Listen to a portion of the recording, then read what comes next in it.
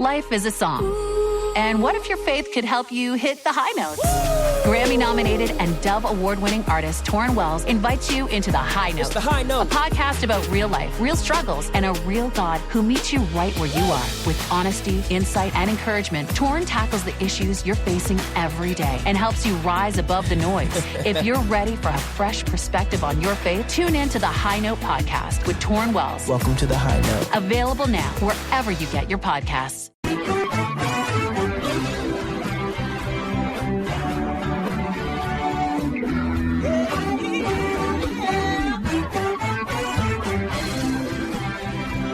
Hi, everyone, and welcome to Alzheimer's Speaks Radio. I'm your host, Lori LeBay, and I'm so excited that you're joining us today. We are going to have a fascinating conversation, as usual, as we learn from people all around the world at all ages and stages of life. Stay tuned as we shift our dementia care from crisis to comfort. Here we go. What you think about, you will bring about.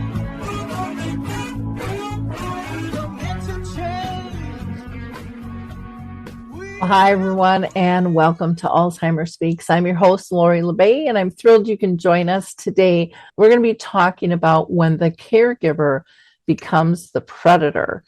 And this is one son's story and fight about uncovering the truth that is going to just be amazing to you. So you're not going to want to miss it. Before I introduce you to our guest, Charles Wallace, I always encourage people to check out Alzheimer's Speaks and all of our free resources, along with our sister company, Dementia Map, which is a global resource directory that we're building out, and we'd love you to be part of it if you have a service, product, or tool. We have both free and for-fee profiles there, and it's totally free to the public, and nobody needs to build an account or remember a password. And then last, I always like to give a shout out to Q for Good. They are my webmasters who I absolutely adore, and they do a wonderful job. They know their stuff. They can keep you calm, and they meet their deadlines, and they speak in everyday language, and they're just incredible. So if you're looking for a good webmaster, check out Q for Good. So with no further ado, let's introduce you to Charles. Charles, I'm so thankful you're with us today. I think your story is incredible. I think people are going to be shocked.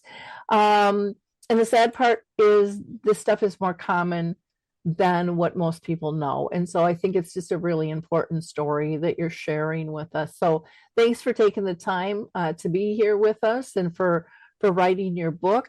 I'm going to have you go ahead and introduce yourself to our audience, if you don't mind. Sure. My name is Charles Wallace. I have been in the banking, finance, healthcare business for 20 plus years as an IT project manager. Been working in technology through that time, plus a little longer than that.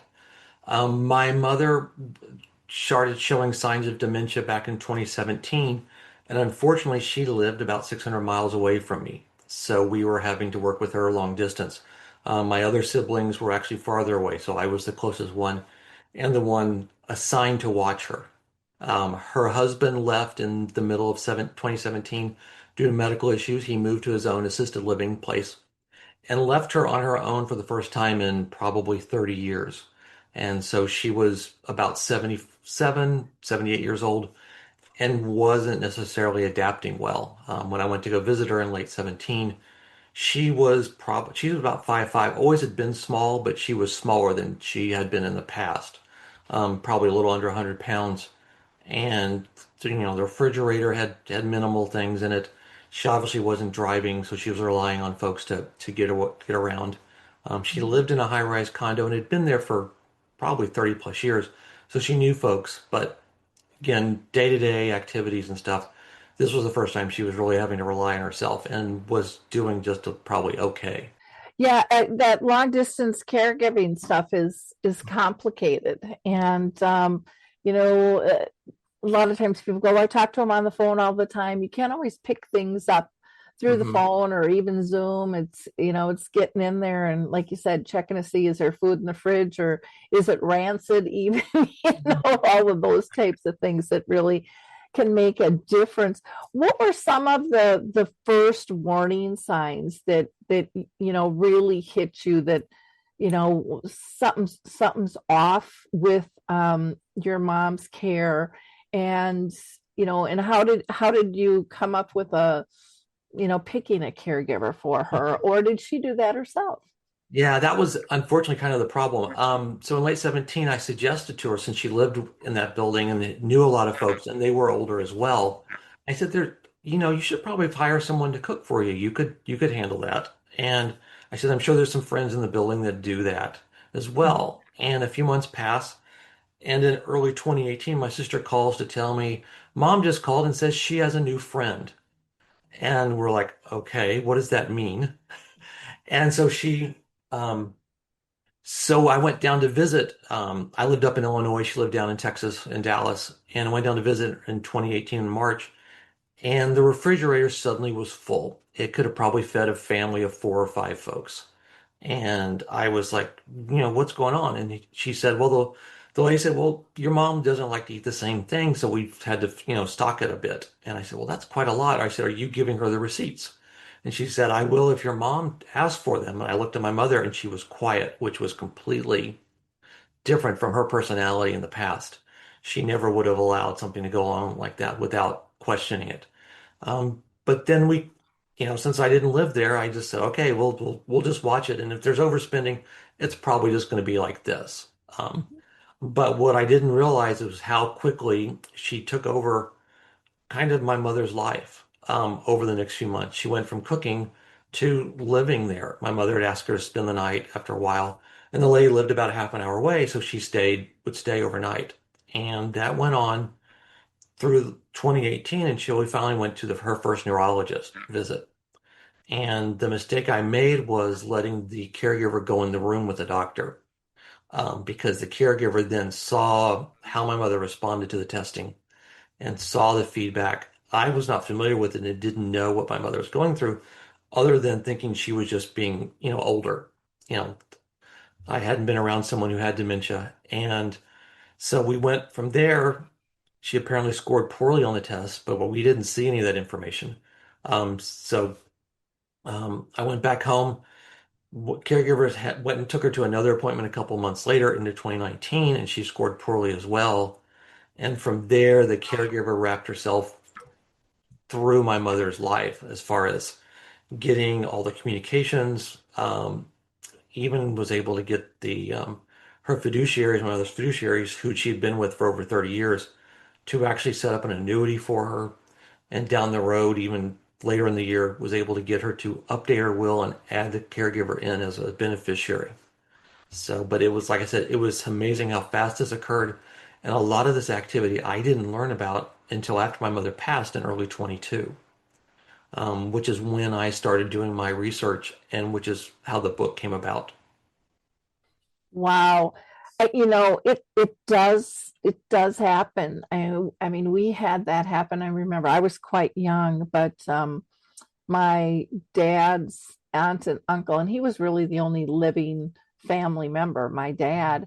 And it was a friend that kind of came in, took over, got power of attorney, gave themselves the car, the house became their, I mean, everything. My dad didn't get a nickel. And he Right. didn't know anything about any of this stuff that was happening. And it was just such a shock. But back then, I'm 67, and I would say I was maybe 13 or something at the time. Nobody really talked about that or addressed that and stuff. And so I'm so glad there's more kind of red flags, but not nearly enough for people to know about for the Right. everyday person, because boy, this can, like you said, this can happen very quickly. Hmm. And it's hard to track and prove what's really going on, that they're taking advantage, Right. of Yeah. And somebody. and the fiduciary, she had a CPA that worked with her that was the power of attorney, had a broker that she'd been with, like I said, for 30 years. And they would have short conversations with her. And in the middle of 2019, suddenly we get an email to my sister and myself that says the CPA can no longer give us information because your mother has asked us not to. And I Wow. were like, okay, well, that should be okay. We'll just kind of watch what's going on. And that's when my sister suggested, why don't we get a hold of the neurologist and see if we can get like a letter of capacity for your mother, for mother. Mhm. And we did that in the middle of 2019. So the caregiver had been there for almost a year and a half at this Mhm. point. And the letter came back from the neurologist said, no, she doesn't have financial, capacity. We sent the letter to the three fiduciaries, and within 10 days, my sister and I were removed from the medical power of attorney. And from that point forward, we didn't hear a lot of communication wise. We talked to my mother a little bit, but at that point, she couldn't tell you much. And historically, she had never been one to want to tell us much. So now that we really needed something unless we were in the room, we couldn't tell anything. Wow. What a shock when you just, I mean, it's like you're in a invisible prison and you don't know how to get out or who to talk to. Did you Right. call the police then at that time at all or? No, I mean, there wasn't anything to do as far as what could in our mind, it was we couldn't call authorities because we didn't have evidence. And we didn't find out until later that we didn't need evidence to call Adult Protective Services. You just need to have an inkling basically that something's going on. Mhm. So we didn't. So, but like I said, we figured with those three folks watching her, there'll be a ceiling on what happens. And unfortunately, they kept letting it go on. The When my sister asked the CPA about watching her, he said, "Oh, well, she's all right. It's not like she's drooling."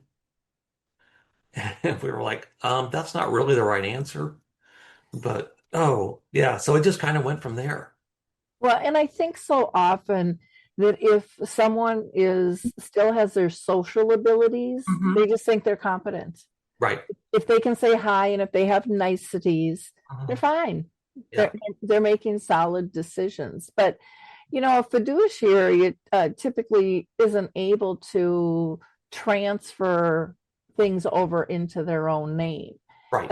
and those should have been red flags for those And professionals. they didn't transfer, nothing got transferred name wise. Hmm. The medical power attorney, all they did was add a friend of my mother's, a longtime friend on there, and with the excuse, oh, we needed somebody local. And I came back Hmm. and said, well, why don't you just add the name instead of removing ours? Which I never got a response back.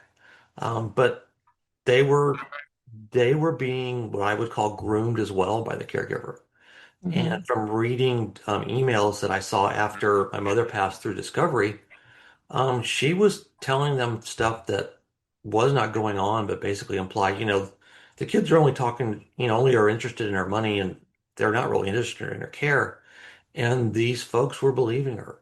And it kind of went from there. Even after my mother passed, when we went to go, get my mother's remaining things and kind of clean out stuff, the response and feedback from the CPA was really pretty cold, and I don't know why. I had known him for a number of years, and so he was, not necessarily friendly at all. Wow.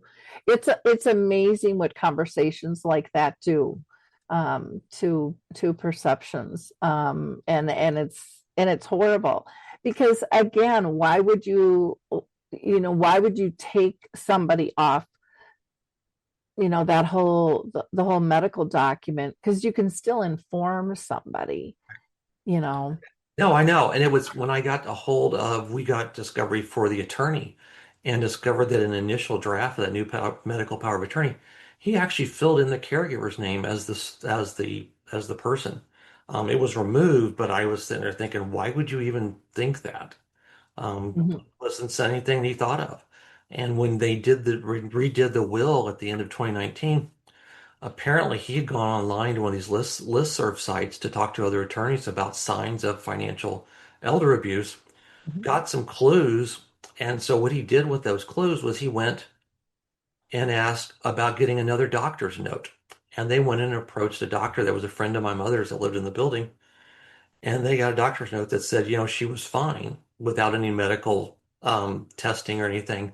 And what was strange about the doctor's note is, one, it misspelled my mother's name, and two, it was written in all caps. But they took that as fine, and he went on and redid the will.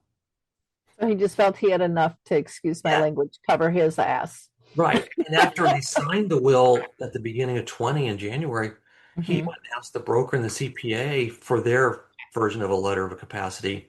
The broker worked for a large firm and they said no, but the CPA wrote a letter. And I'm sitting there thinking, how would a CPA understand a medical diagnosis? But the attorney took it and off they went. Wow. Oh my gosh. So now my understanding is this professional caregiver managed to steal like $1 million. Hi, everyone. If you've been injured in an accident that was not your fault, listen up. We have legal professionals standing by to answer your questions for free. Call now and find out if you have a case and how much it's potentially worth. Call 800-710-5100. I'm here with spokesman John Wolf. So, John, tell everyone listening who should call right now.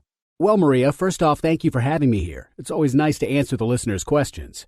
Now, as far as who should call in, anyone who's been injured in an accident and think you deserve compensation, give us a call right now. 800-710-5100. You'll find out if you have a case and how much it's potentially worth. Thanks, John. You heard it, folks. Take advantage of this opportunity and call now. 800-710-5100. Advertisement sponsored by Legal Help Center. May not be available in all states. Not available in California. She came in, my mother met her. She was working for the neighbor there in the condo.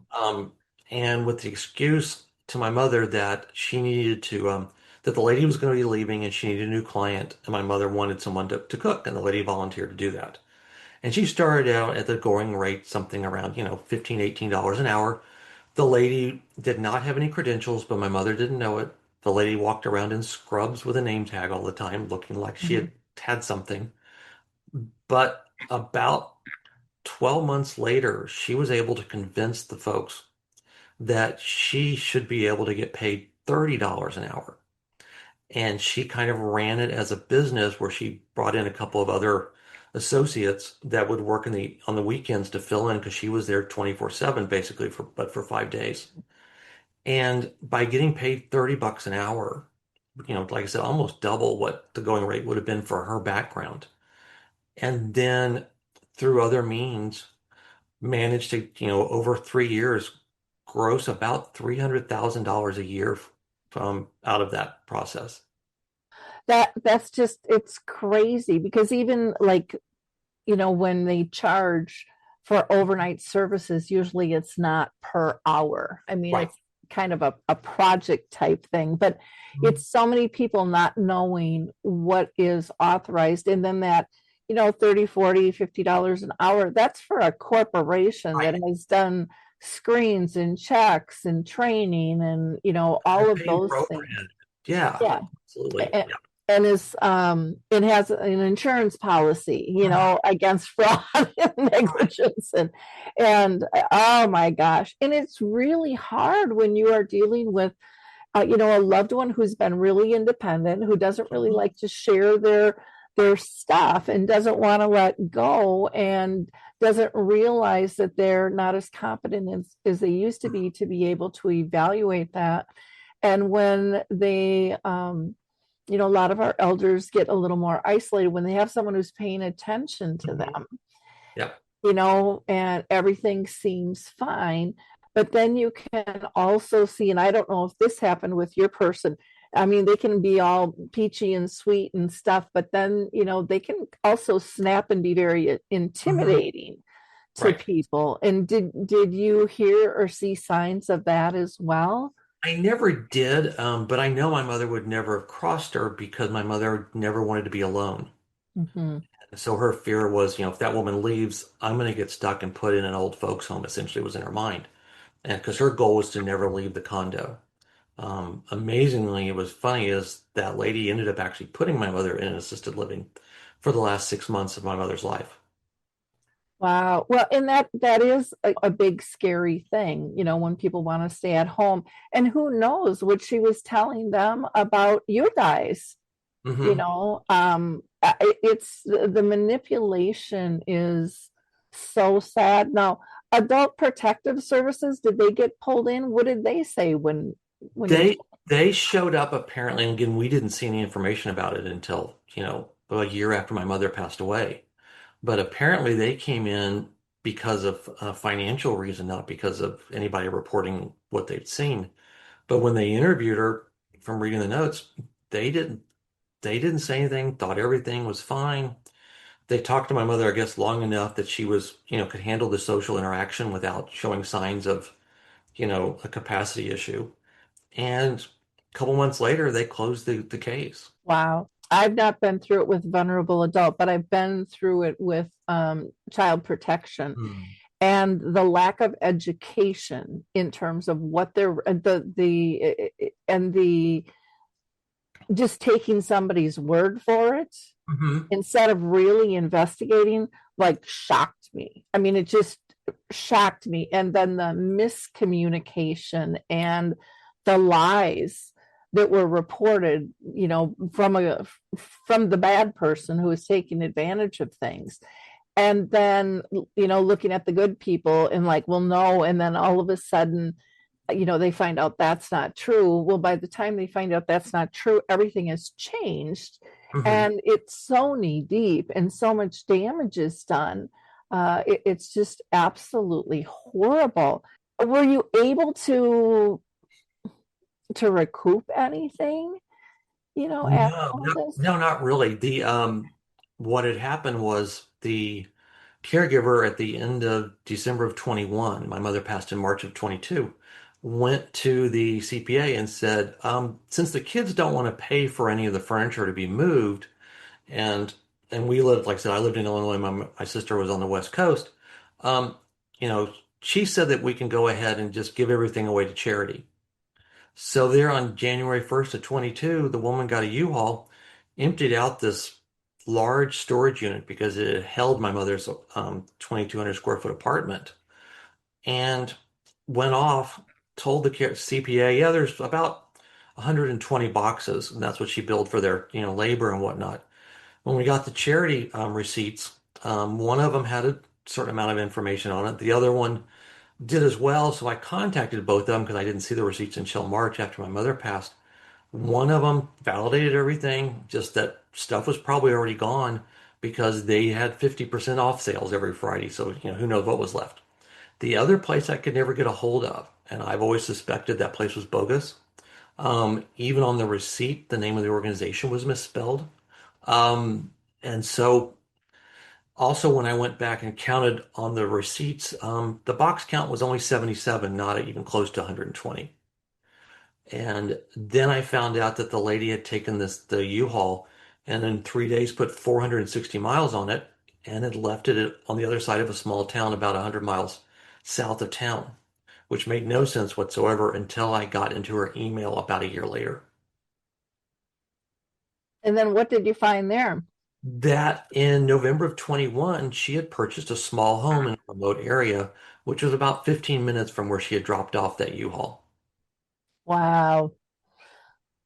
Oh my gosh. It's the twists and the turns. I can't imagine what you went through, even just trying to hunt all of this stuff down. It was one of those things. It's like you look at it and you go, well, this has got to be all that's there. And you go, but you know what?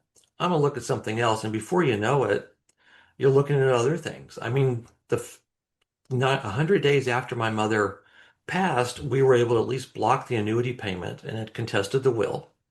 And at that point, suddenly, 7 days later, the caregiver died at a remote hospital about an hour north of town, which made no sense at all that she would have been up there, and supposedly died of a stroke. Well, you don't usually drive for an hour if you're having issues about a stroke.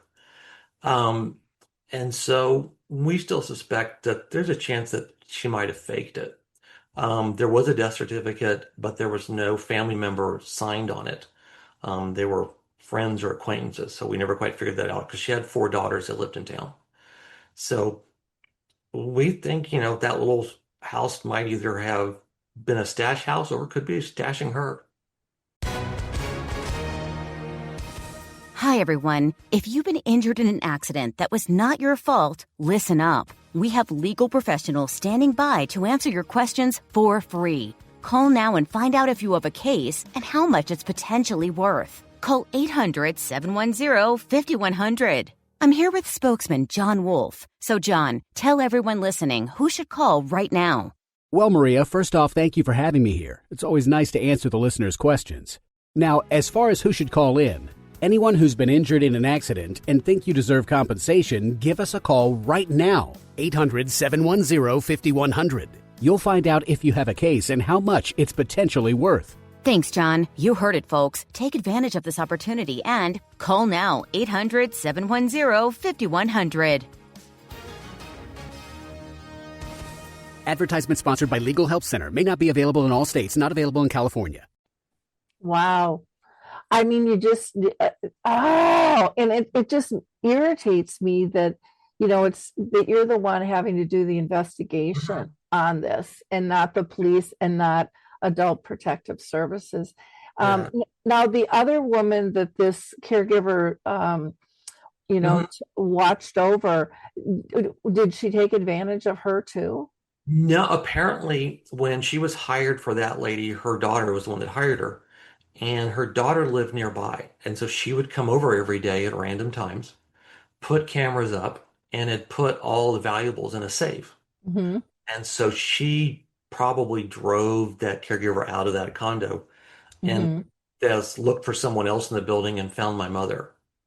But the other thing that when doing all this research, immediately I discovered that this caregiver had done the same thing to an older man about 10 years earlier, where she actually was fired from an agency, went back and able to take care of him directly as an individual person, and then married the guy 2 years later, and he passed 4 months later, and she got his home and broker account. How do people sleep at night? It's so foreign to me. It just breaks my heart, and it makes me so angry that this stuff happens, that people oh, look at this, all the doctor's accounts that, yeah, she's really not with it. This will be an easy one, type deal. And the kids live far away, and, we can kind of net them out, block them out of the circle and stuff. And when they build that trust, it's so difficult. And yet it's so intimidating to the vulnerable adult because I think most of the time they are threatened that they will leave, and then they'll be left on their own, and they become so dependent on them. I hear that even in communities in terms of how they're cared for, even if they're not taking advantage financially, there can be issues and stuff there. So with you and your sister, with this whole thing, where did it end up? Did it go anywhere? I know you wrote the book, which is to help others and stuff, but was there? We were in probate. One of the things with COVID is it pushed the probate court back about a year, but because of that, it actually gave me all the time to do the research, because I wouldn't have found probably half of this if it had been on time. But it took us 2 years or so, and eventually we ended up settling with the caregiver's estate. So her family got half of what they had expected to get. But that was after, eventually I ended up finding a website where the daughter was selling my mother's stuff. And then we ended up getting a forensic report from a psychiatrist looking at my mother's medical records to basically say she didn't have capacity. And then after also looking at some of these other pieces of email, I was able to get the caregiver's email. And so I got about 6,000 pieces of email. At which point my attorney said, "Here, have fun."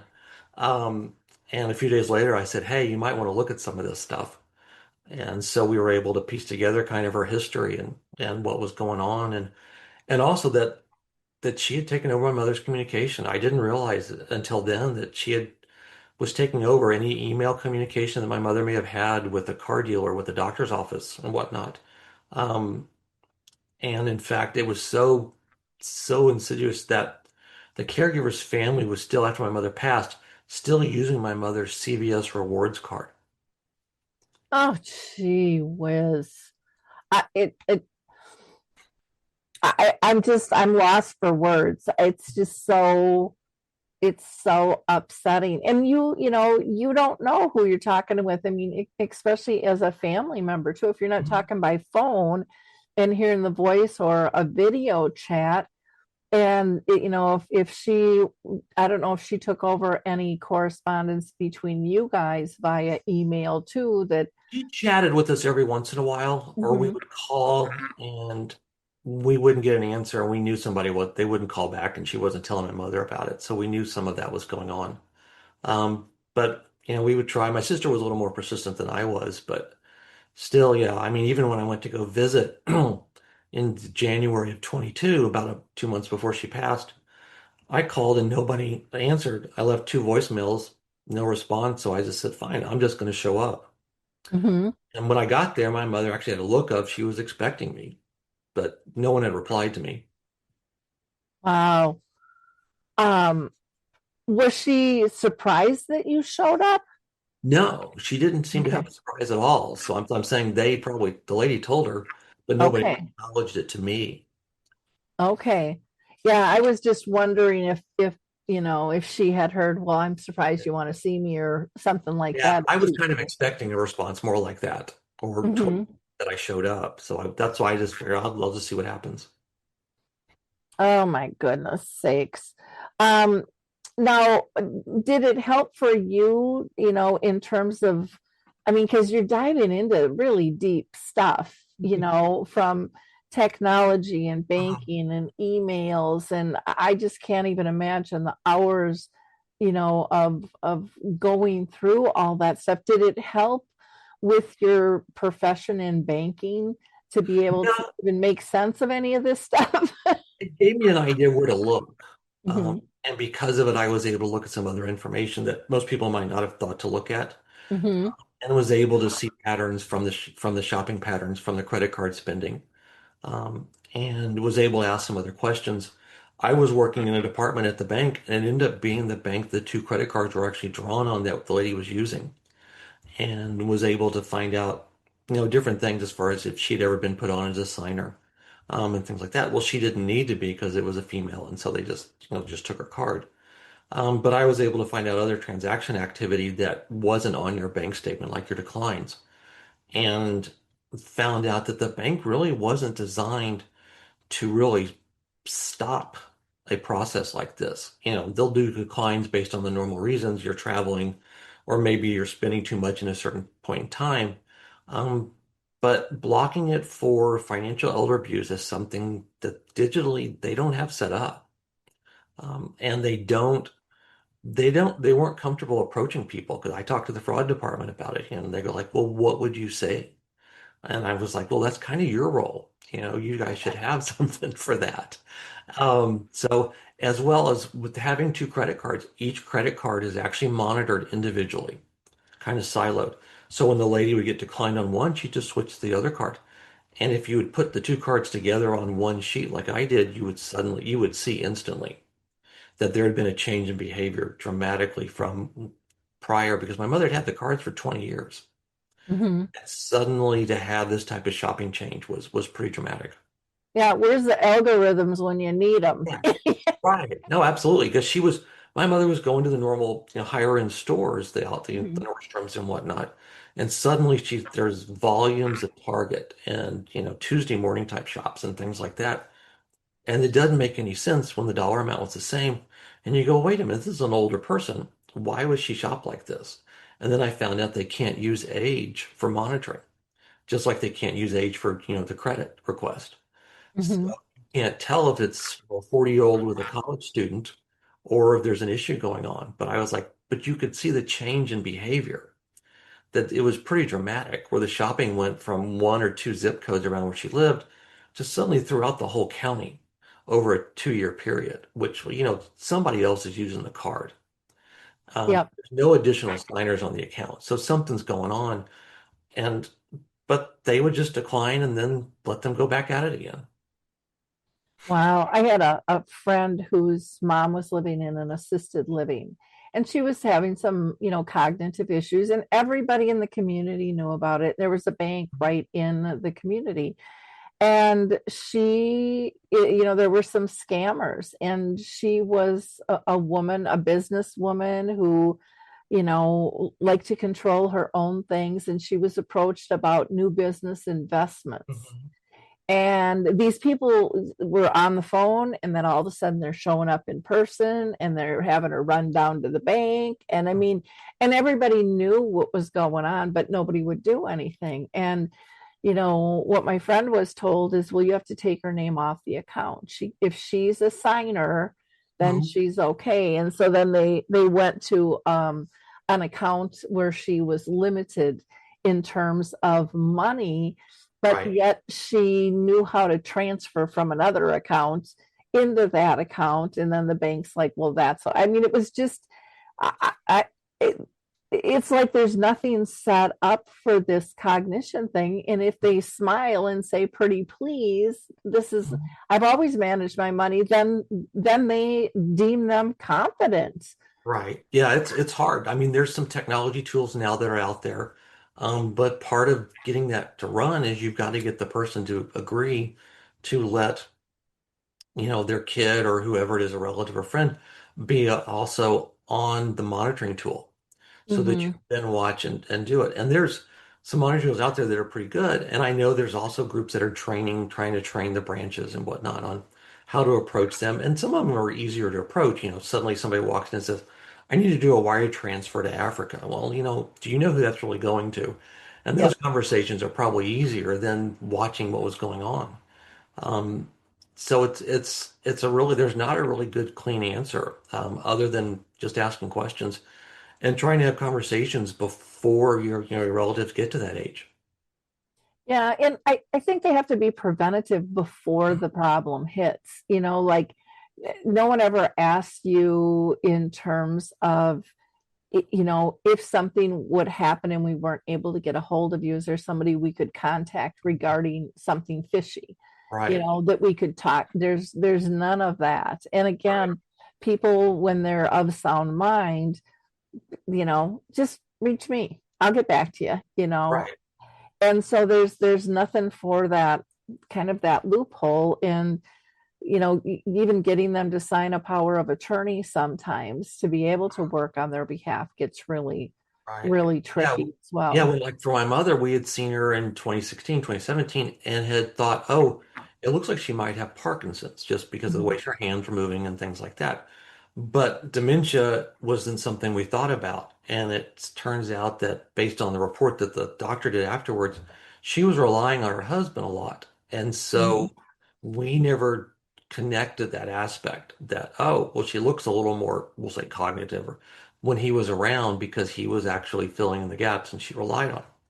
Once she left, then it became more of a noticeable thing. But since I didn't live there, we didn't see it on a regular basis. I didn't even at one point in 2019, so about a year or so into having the caregiver there, said, hey, to the broker and the CPA, take her out to lunch.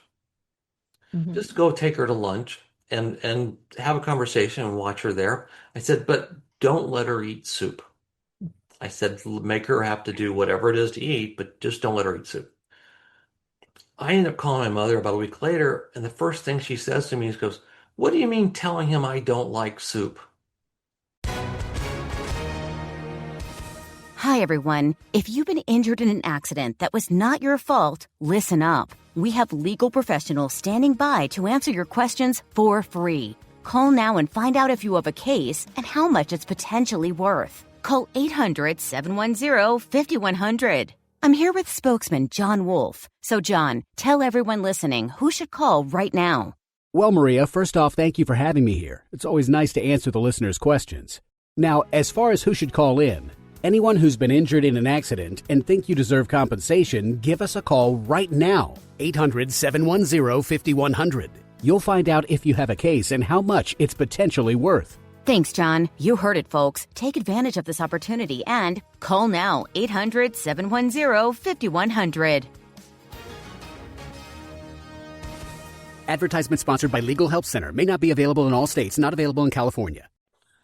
I was like, it's not what I said. Oh, but yeah, Yeah. no, they never, it never clicked on them. They never really thought anything was going on. And I don't know how to do it. The financial part is a challenge. I think at the bank level, should folks who have accounts have, bank officers that have what I would call dashboards. There's so many tools now with AI that you could have a dashboard that says analysis that says, hey, you know what? This person suddenly, after 15 years, has a volume of declines. There's something else going on. Or they've changed the way they shop. There's something else going on. Like I said, the decline part, that stuff is never saved on your statements. If you've got a third party person, say your CPA or whoever, who's paying bills, they never see the declines if they don't have your, emails or phone to see the text. So if you've got that permanently on your statements going forward, at least you can see, hey, wait a minute, there's a change going on. You've got 20 declines in a month. Something else is going on. Are you using these cards? What's the deal? As a simple way, because that information's sitting there in the bank and they could use it. Yeah, there's a couple of technology companies that are out there. One that I really like is called Careful. But again, like you said, your person has to authorize that you can be privy to this, but they watch for overpayment, underpayment, total Mhm. patterns, the whole nine yards. Yeah, And and then I talked to them, and they actually can capture if somebody's doing a check if your card actually works, where it's mhm. basically a $0 transaction, something you wouldn't normally see on your statement, and something that other tools don't capture. So that's actually kind of a neat tool. And I think if I'm not mistaken, they have kind of like a chest where you can put in power of attorney and healthcare directives and things like that. So you've got it accessible. I know I still have trouble with one person I'm dealing with. It's like, would you just store the power of attorney? I don't want to carry, and then they want the original. One of the banks is like, no, we have to have the original, and it's just like scan it in, and then she's like, she starts taking the staple out of it. I'm like, you can't take a staple out of an original. No, that you're destroying the value of that. It's like, well, then I'll have to like bend the pages that in the copy machine and feed it one. But I mean, they're not even trained on that. And Mhm. this was a big major bank, and they're like, well, we have to be really protective of our people. And I said, and I was kind of snotty because this had gone on for a while when I was meeting with them. And I said, well, that's nice, because how many lawsuits have you had against you for doing inappropriate things with people financially? And now when there's powers of attorney and someone's trying to care for somebody, now you're like over the edge in terms of protection, but you're not making it easy. And these people they've got complicated lives to be able to get all this stuff done.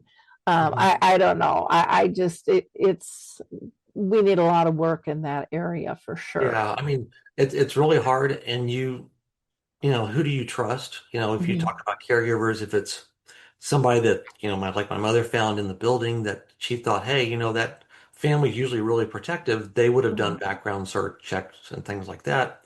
So my mother never did it. And, Mhm. you know, should there be a registry for folks, sort of like you have one for real estate agents and whatnot.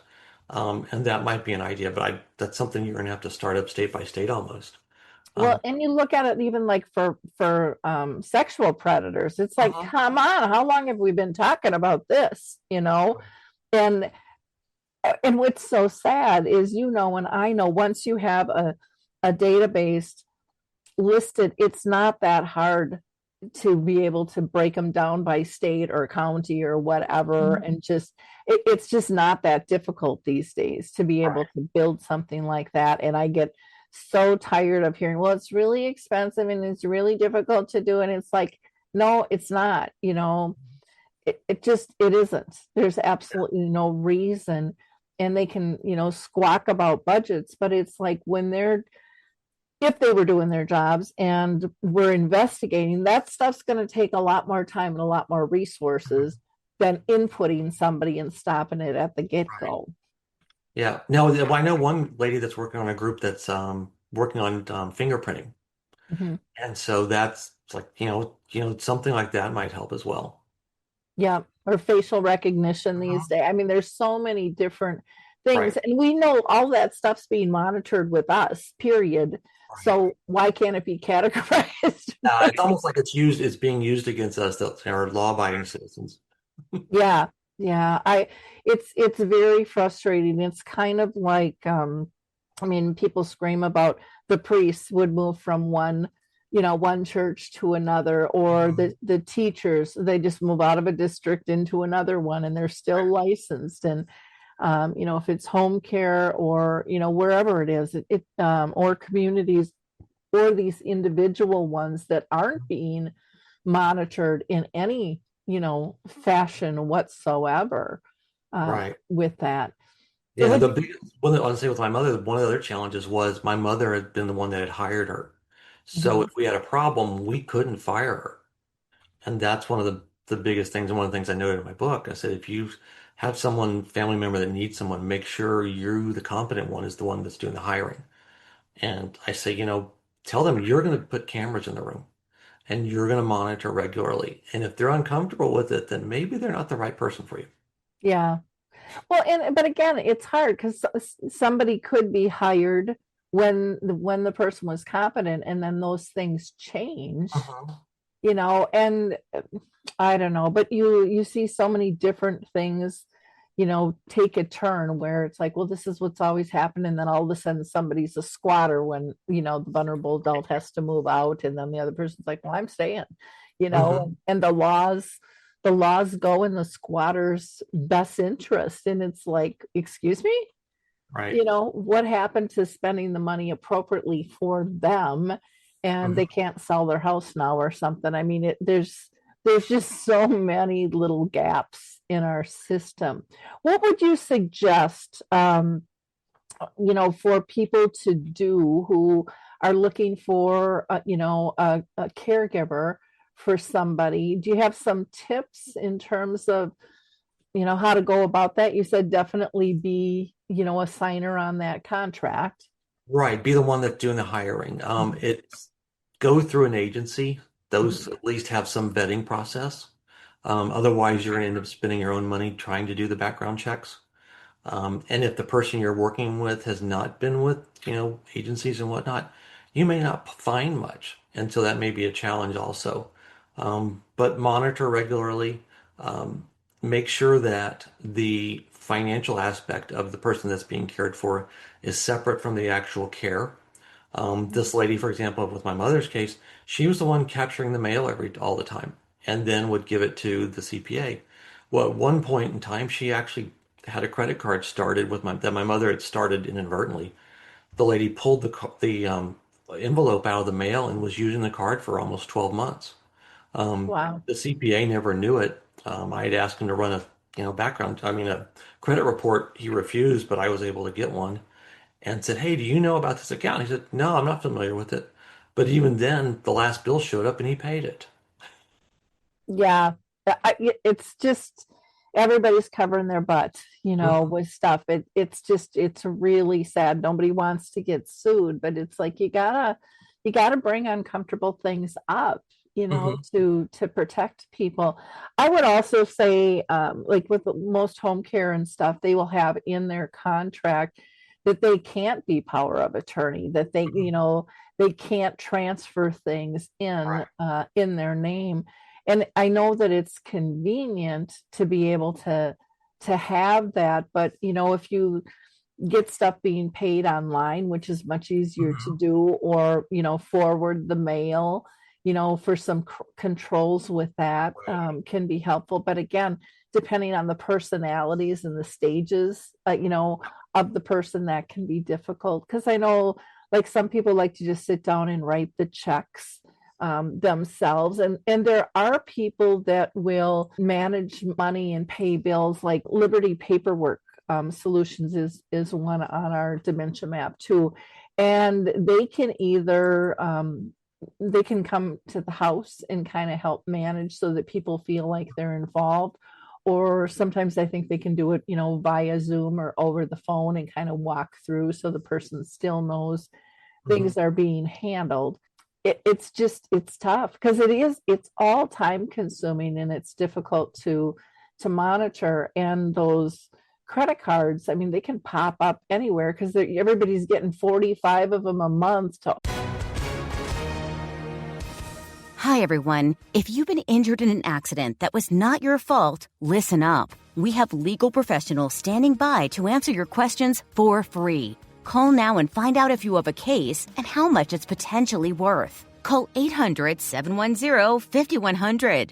I'm here with spokesman John Wolf. So, John, tell everyone listening who should call right now. Well, Maria, first off, thank you for having me here. It's always nice to answer the listeners' questions. Now, as far as who should call in, anyone who's been injured in an accident and think you deserve compensation, give us a call right now. 800-710-5100.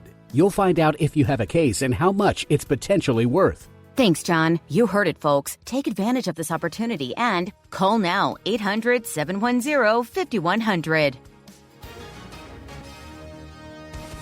Advertisement sponsored by Legal Help Center. May not be available in all states. Not available in California.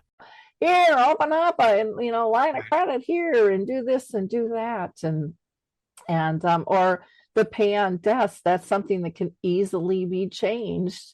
Walking in, especially if someone has social skills. Yeah, I want them paid on death. And then boom, that's done and over with there. Or the investment benefits.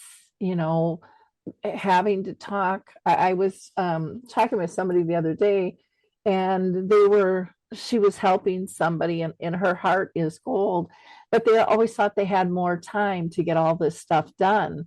And then all of a sudden it's not all done and it's just a nightmare now, because things, the families, it just didn't all get done in time. And so it's a mess and a half. What can people expect to find in your book? I go through the story. This type of book is usually written as a manual or something that's a caregiver guide. And I took a different approach. I took it as a true crime investigation and went through kind of what you would see as in the day-to-day aspects, where, like I said, in the handbooks that they're usually written by attorneys and investment advisors, they talk about annuities. They talk about maybe annuities. But as far as talking about bank accounts and wills and trust and things, where I went through and was talking about, the day-to-day activities, getting somebody here and there and watching the mail and doing whatnot. And it goes through all that type of activities. And what I found as far as, it's kind of a blueprint on how these people work and signs. And I mentioned signs that we missed. And at the end of the book, I actually put in some areas of things that you can do to try to help protect yourself. Some of the things we've already talked about. So it makes the book a little different and not something that's normally found out on the shelf. Well, and what's interesting to me too is you hear about a lot of these online true crime investigators, just from their house, and what they found out, I mean, is pretty incredible. I think it would make a fascinating film and then an educational one to boot. Because it is something that kind of goes under the radar until it just slaps you in the face silly. And then it's kind of too late, Yeah, and you never believe it could happen. It's like, oh, this wouldn't happen here. This, that usually happens in, those seedy neighborhoods or something. That wouldn't happen. Now, the book is called The Caregiver's Game. Is that correct? Correct. It's The Caregiver's Game. It is on Amazon. And then the website is thecaregiversgame.com. And so you can get information there as well. Okay. Well, I just, like I said, I'm just kind of flabbergasted with all that you've been through with this. And I really appreciate that you came on today and, shared this experience, because I think it is an eye opener, for people. Because like you said, it's kind of like a storm. The tornado's going to hit over there, it's going to miss us. And it's kind of like dementia. It's, you don't know who it's going to hit or when it's going to hit or how it's going to hit. But there are so many levels of vulnerability when it comes to this.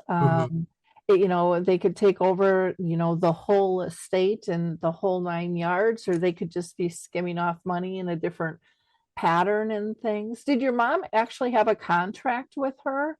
No, none Okay. whatsoever. No, it was just, it was a handshake essentially. And Mhm. the CPA went along with it because he was the one that ended up writing checks actually eventually. Um, and this kind of went from there.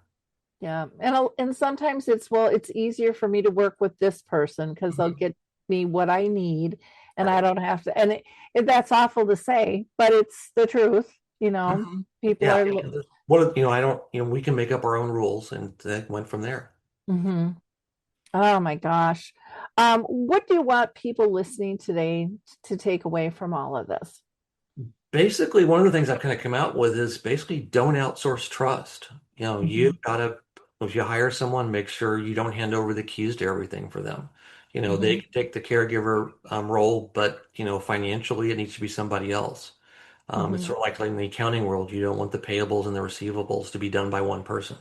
And Mhm. that's kind of what she was doing, or pretty close to it, even though the CPA was writing the physical checks, that she was monitoring everything and looked like, when I looked back into it, looked like she had done it before. Yeah. Well, and on a power of attorney too, you can say I want quarterly reportings, or a lot of times with family member or friends, people will waive that. And so then it's harder to see what's going on when you don't have those receipts and Right. of everything that's happening there. Yeah, I mean, I had to struggle to try to even get the receipts for the credit card, the statements from the CPA. He wouldn't hand them over until we sent a letter from my attorney's office for discovery. So that took another 6 months before I got that. If I had it earlier, I actually probably would have gotten even more information receipt-wise for what was going on. I just can't believe that they would block that, knowing that there's issues. But again, it's probably just that whole liability thing. He didn't believe anything was going on. He seemed to act that everything was fine. When we went in March, when my mother passed, we tried to get a hold of the caregiver that week and couldn't. And he goes, "Well, let me call her." He walks in the other room and calls, and she answers immediately. And we're like, so yeah, I mean, she refused to even talk to us. So she knew what she had done. He had no clue. Well, and that should have been a big red flag to him right then and there. I mean, granted, Who too would have late, thought? that why is that the case, Hmm. with that? Oh my gosh. Well, you're a godsend that you dug and, got the story out and are trying to help Hmm. other families with this because again, it's one of those things that's not talked about. There's a lot of embarrassment about this. There's a Hmm. lot of shame. There's a lot of beating up of, oh, I should have known. I should have been more involved. But you don't know what you don't know until, you don't know it. And it Right. becomes really apparent. And my concern initially was that her adult daughters were doing this too. Mhm. So that was part of the reason of getting into this as well. Well, thank you so much for your time today, Charles. I really, really appreciate it very much. I encourage our audience to go to Charles's website. Again, it's the caregivers, that's plural, game.com. And you can I would imagine you can access the book through your website or go to Amazon Correct. Yes. with that. And then do you want to give out any other contact information and email? The email's on there, but it's caregiversgame@gmail.com. Wonderful. I'll be watching for that movie to come out. I think I think somebody should sign up. I really do. I mean those crime movies everybody's interested in, Hmm. but I think we've got so many vulnerable people out there. Yeah. This will help protect them, Yeah. in the long run there. For our listeners, I always ask you to be a giver of hope. Like, click, and share. Doesn't cost you any money, takes a little time, but spreading information like this to people in your sphere, it can be really helpful. So many people don't talk about things that they're going through, like caregiving or dementia. And the more information we can kind of have at the ready, the easier it is for them to reach out, especially if it's coming from a trusted source. Because you go to Google and you don't know what the heck you're getting. Typically it's whoever paid the most money to be on the first page, but that's not always what you need. in terms of reality in life and things. So please be a giver of hope. We appreciate all of those in our community who help spread the word of our work. Have a wonderful week. We do have more resources that are all free on Alzheimer's Speaks and also Dementia Map. So please feel free to check those out.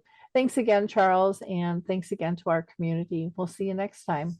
Hey everybody, Jared Sebestier, host of Retire Repurposed. This podcast is dedicated to help people transition into fulfilling and purposeful retirements. Retirement is a big life change. In fact, the two most dangerous years of a person's life are the year they were born and the year they retire. Few people can just flip the switch from working a career 30 or 40 plus years, retiring on Friday, without methodical steps to living what we call a repurposed retirement. To listen now, search Retire Repurposed on your favorite podcast platform, Senior Resource, or Life Audio.